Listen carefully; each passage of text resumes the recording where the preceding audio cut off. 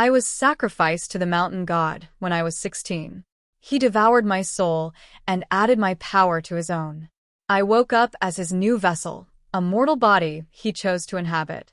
He's inside me now, sleeping, waiting to wake.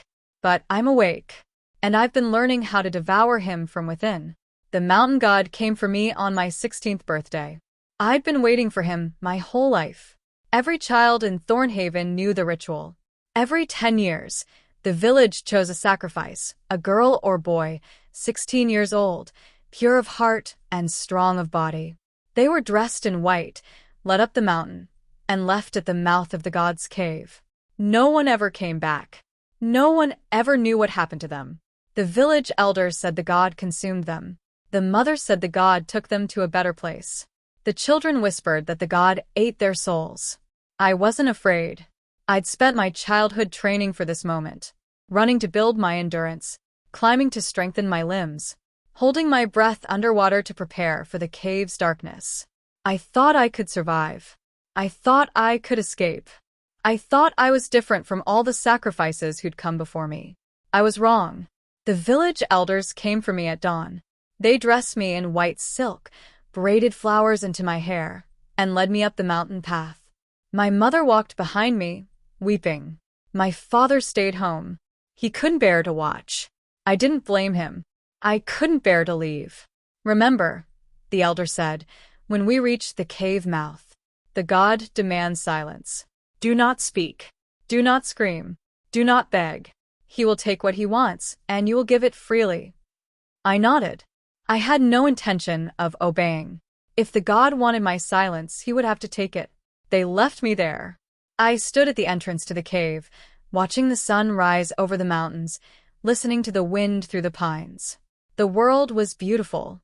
I was never going to see it again. I walked into the darkness. The cave was cold and deep. I walked for hours, feeling my way along the walls, stumbling over rocks, breathing the thin air. I'd brought a torch, but the wind had snuffed it out within minutes. I was alone in the dark, with nothing but my memories and my fear. I thought about my family, my mother who taught me to read and write, my father who taught me to hunt and fish, my younger brother who'd cried when they chose me. I thought about the life I was leaving behind, the friends, the games, the quiet evenings by the fire. I thought about the god. What did he want? Why did he need sacrifices? What happened to the souls he consumed? I was going to find out. The cave opened into a vast chamber. I couldn't see the walls, couldn't see the ceiling, couldn't see anything except the darkness. But I could feel the presence. Something ancient, something powerful, something hungry. The god emerged from the shadows at midnight. He was beautiful in the way that fire is beautiful, terrible, consuming, impossible to look away from. His eyes were made of molten gold. His skin shimmered like smoke. His voice was the sound of mountains crumbling. You are the sacrifice, he said. I am. He reached for me. His hands were made of shadow and heat. They wrapped around my face, my throat, my chest. He pulled me toward him. I felt my soul tearing away from my body, felt my memories dissolving, felt myself becoming nothing. He was devouring me, adding my power to his own, using my life to fuel his eternity. I screamed. No sound came out. Then nothing. I woke to darkness.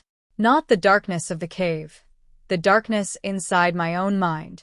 I was trapped, buried, lost. I was inside him. The mountain god, Vorith, had consumed my soul. But he hadn't destroyed it. He'd absorbed it, the way he'd absorbed hundreds of others before me. I was one voice among many, a whisper in a chorus of the dead. I couldn't move, couldn't speak, couldn't do anything except listen and remember. But I could think. I could plan. I could wait. I was good at waiting. Centuries passed. I felt them. Every year, every decade, every century. I felt Vorith grow stronger as he consumed more sacrifices. I felt the other souls fade, one by one, as he absorbed their essence. They didn't fight. They didn't hold on. They were tired, scared, broken. They'd given up hope. They'd accepted their fate. I didn't. I clung to my memories. My mother's face. My father's voice. My brother's laughter. I clung to my anger. My rage. My refusal to disappear. I learned Vorith's secrets. I listened to his thoughts, his fears, his regrets. He was ancient, older than the mountains, older than the gods who'd created him. He'd been alone for so long that he'd forgotten what it felt like to be anything else. He was lonely. That was his weakness. And I was going to use it. I started small. A whisper here, a memory there. I reached out to the other souls, the ones who were fading, the ones who'd given up. I told them not to let go. I told them to hold on. I told them that we could fight together. Some listened. Most didn't. But a handful held on. We became a community. The forgotten. The consumed. The dead who refused to die. We shared our memories, our stories, our strength. We kept each other alive. We kept each other fighting. Vorith didn't notice. He was too powerful, too ancient, too arrogant to pay attention to the whispers of the dead. He should have paid attention. I felt the moment he chose a new vessel. He'd grown tired of the cave, tired of the mountain, tired of waiting for sacrifices to come to him. He wanted to walk the earth again, to feel the sun on his skin, to taste food and drink wine and be alive. He needed a body, a human body, young, healthy, strong. He chose a girl named Kira, 17 years old, from a village far from Thornhaven. She'd been born with a mark on her wrist, the mark of the gods chosen. She'd been waiting for him her whole life, just as I had, just as hundreds before me had. She was sleeping when he entered her. She didn't scream, didn't fight, didn't even wake. He settled into her like a parasite, burrowed into her mind, made himself at home. I went with him, hidden, silent, waiting. I was inside her now, inside the god, inside the vessel, and I was finally free to act. Kira woke slowly. She was confused, disoriented, afraid. She didn't remember the god entering her. She didn't remember the mark on her wrist, the ritual, the centuries of waiting. She just knew that something was wrong. Something had changed. I felt her panic, felt her try to push the god out.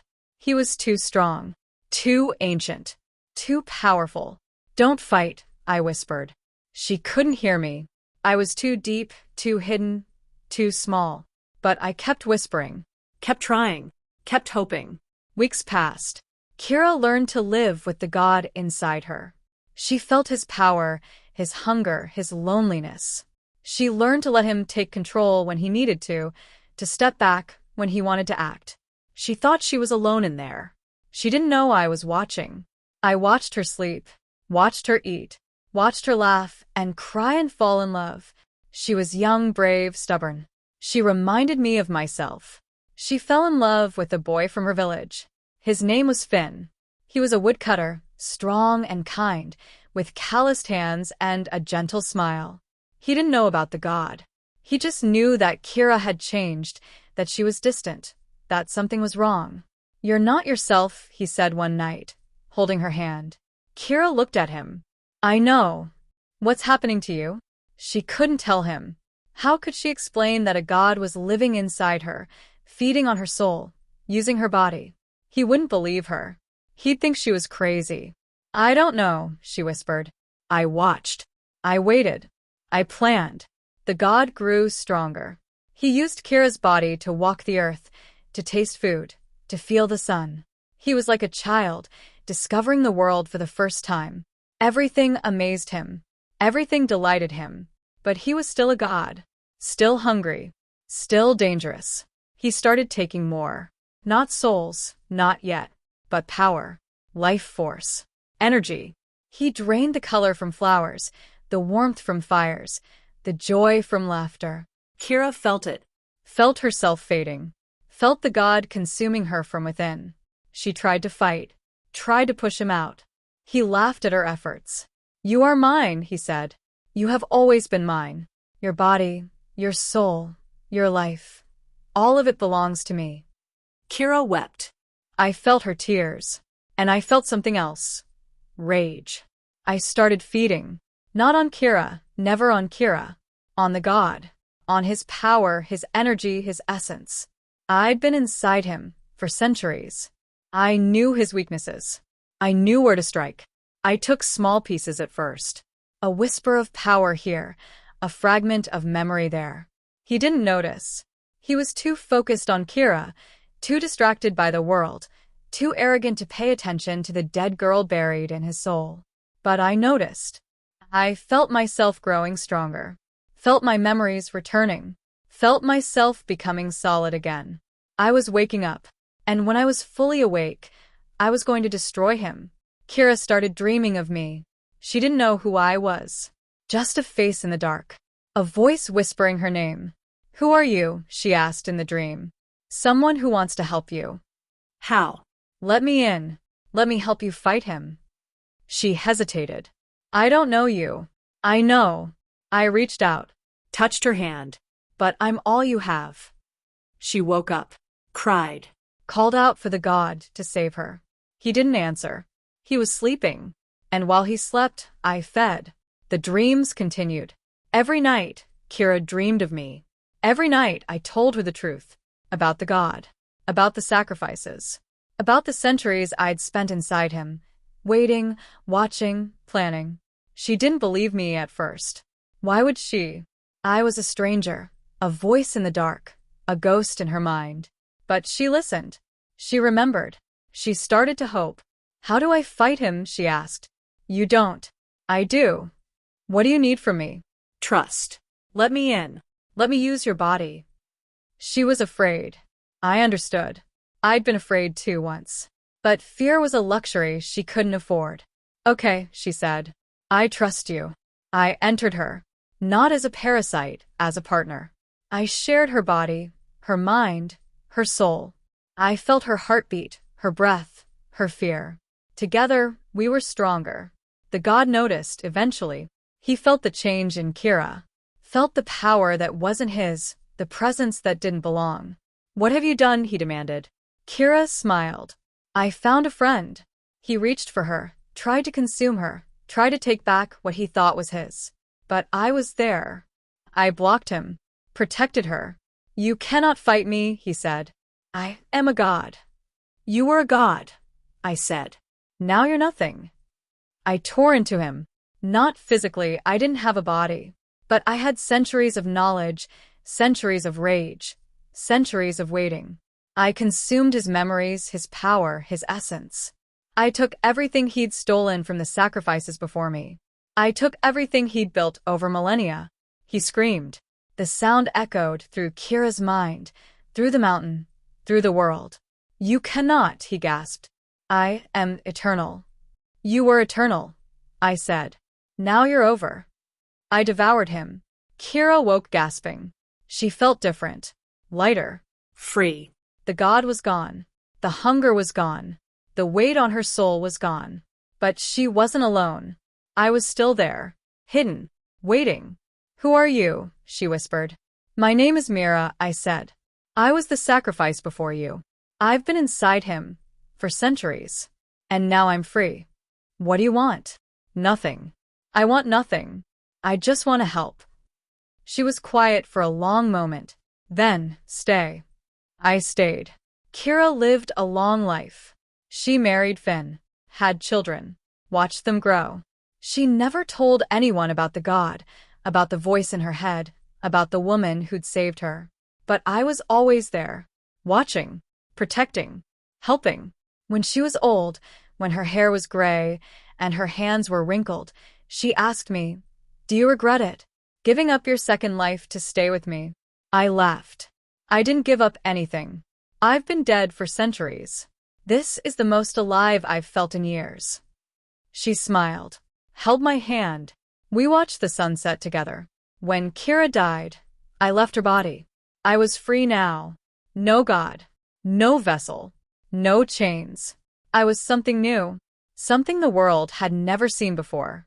A soul that had consumed a god and survived. I drifted through the world, invisible, untouchable.